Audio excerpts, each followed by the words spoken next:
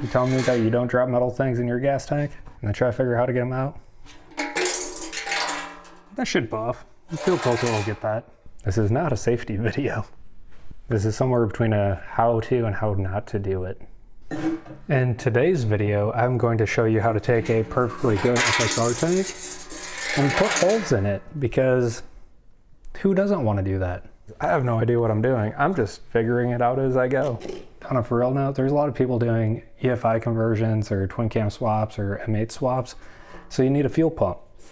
And I'm gonna show you how to put one of these in, because it's a daunting task. Not a lot of people want to drill holes into a gas tank, but it's not that hard. You just need a couple simple tools. And this little template I made, which you can buy, makes life a lot easier. So let's jump in and get started. We're gonna need a TIG welder, a drill, an air saw, and a couple other things that you should just have laying around. The first step in any major thing like this is to make sure you have caffeine. Form Energy is my go-to currently. Gotta stay hydrated and you gotta stay caffeinated. Once that's done, I like to flip it over and take some Dicam. We're just gonna make it blue so we can lay out our lines. You can use masking tape and all that stuff, but it's just a little bit easier and cleaner. And the brush stuff works good, but I really need to buy the aerosol. It's make life a lot faster. But I do feel like Bob Ross over here is painting a happy little tree. Paint a happy little tree right over here. And now that you got the Bob Ross part of it done and you're waiting for your happy little tree to dry, we're just gonna talk about the petcock. That's disappearing. We don't need that anymore, so we'll fill that. And I believe he's using an M8 Softail pump, which you have to use the early version of it, not the revised version of it, because they move the location of the fuel filter and fuel pump, and it hits the side of the tank. So hard to find the original version, but that's the one that you need. So I'll probably be getting rid of these crossover tubes as well, because it has a built-in internal crossover. We're gonna take our scribe and the template. Now, let's kind of mark where we want it. You want to make sure that it doesn't sit where your tunnel is. So you want to make sure you got some clearance there. And I try to make it kind of parallel on the top here, perpendicular, I guess. And then welding this right here is a bitch. Probably wondering why it's only scribed this way. And here, I was kind of cut like this, because we're going to take this material and fold it over to give us a nice lip for our fuel pump flange to sit on. It's always easier if you can find stuff. I'm gonna cheat. I'm gonna use a step drill bit because I'm lazy. And we're just gonna drill a couple pilot holes in our tank.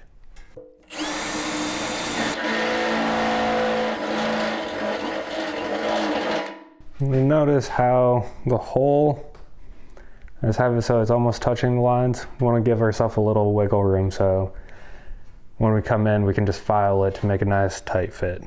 We'll do a couple more holes. Okay, now that we got our 3 pilot holes done, we can go in with the air saw. You can pick these up cheap at Harbor Freight. That's what this is. Just get a decent blade and it works fine.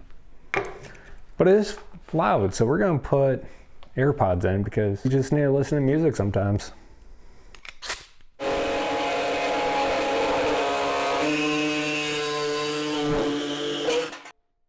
Now, there's really no turning back. I'm kind of committed at this point. Remember, stay hydrated and caffeinated. So now that we got the hole cut, now we need to take this left side and try to bend it over and get it to where we need it, and then we'll cut it flush so it sits right. I just start with a pair of vice grips. Just go slow, take your time. Let the metal do the moving. Don't try to move the metal.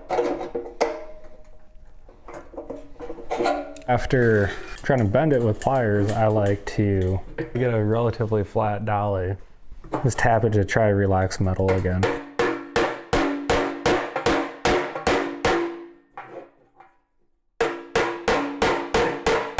I'm using a hammer off technique to try to just move the metal out. So essentially you're pulling out right here, down here on the dolly, and then hitting here to try to just force this metal to come out.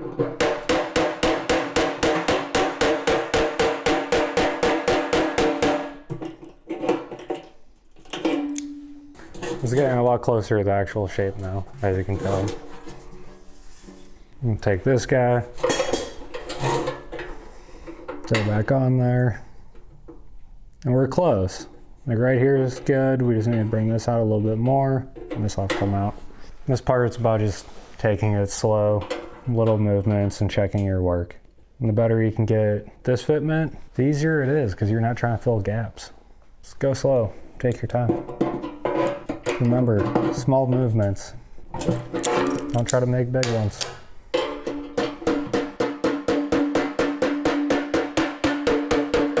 And then once you get it, so it's pretty freaking close, take your template, set it flat, take your scribe, and that'll give you your flat line to cut. I like to leave just a little extra, that way we can file it down and do a little final massaging. Try to cut it close to that line you just scored.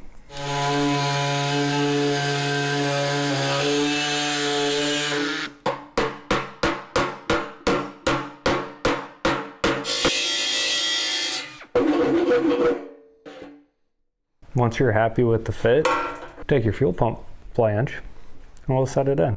You're looking for nice, tight, clean fit. And I think we have that. So now that we have this fit and we're happy with that, I might knock out the crossover tubes and the petcock. Just work on getting all those pieces fit to block those off. To do that, I use a step drill bit because I'm lazy. And then we'll start welding. Pretty easy, right? Nothing to it.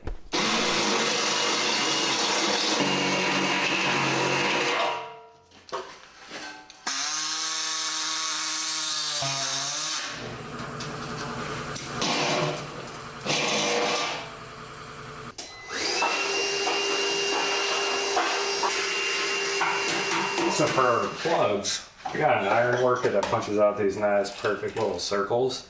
And that's what I use to plug those holes. I don't know, get creative. Use just square piece, cut a round piece. Doesn't really matter as long as something solid to plug the hole.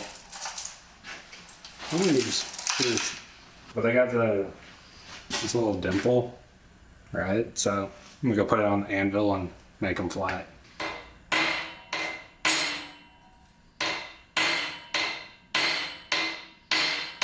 Prep work is key to everything. The better you prepare, the better the results. And that's not just in metal, that's in life.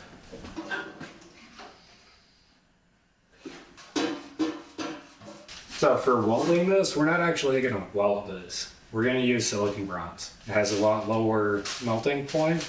So when you're trying to join something thick like this fuel pump plate and something thin like this gas tank, it makes life a lot easier, but it takes a little bit to learn how to do because you're just heating up the base metal enough for the bronze to flow into it. It's a lot softer, but for something like a gas tank, it works perfect.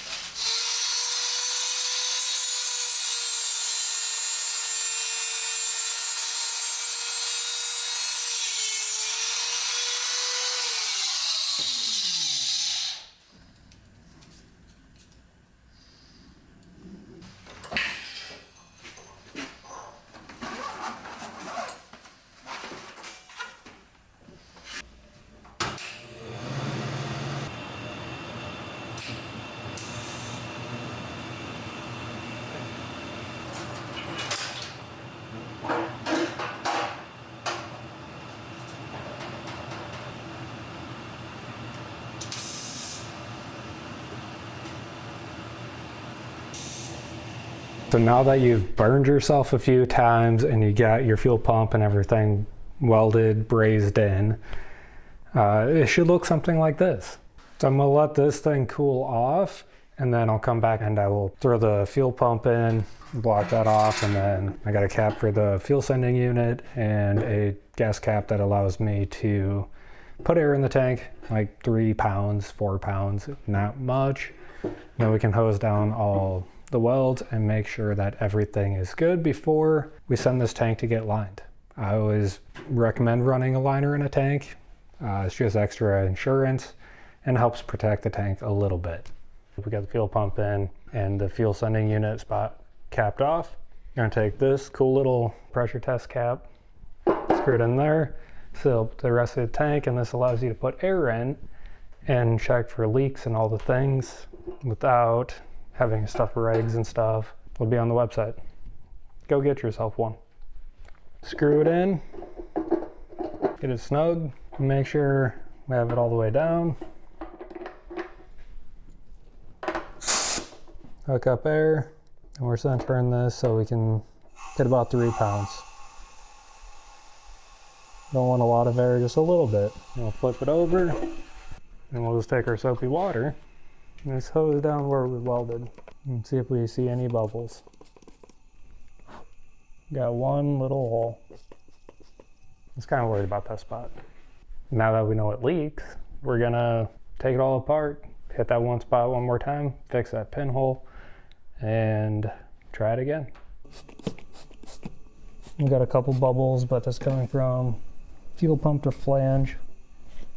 I don't know why, but these things never seem to seal. They hold gas though, it's not air. But all these welds look good. Don't see any bubbles. So now that that's done, we're gonna box this thing up to send it to Rob.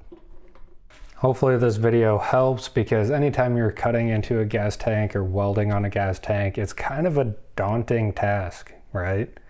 What if it leaks? But if you take your time, you know what you're doing, it's not that big of a deal. And plus, I always recommend lining your tank. Send it to a radiator shop, have them line it before you paint it, because a bake-on liner is way better than the pouring air dry crap. So hopefully this encourages y'all to cut up some gas tanks and do cool shit. Don't worry about that, it's a piece of filler rod. I just don't want to reach through that hole yet because she's toasty. And then I only burned myself a couple times. When you're welding and filler metal hits your neck, right after you dipped it in the puddle, leaves a mark. And don't touch things after you weld them. They're toasty.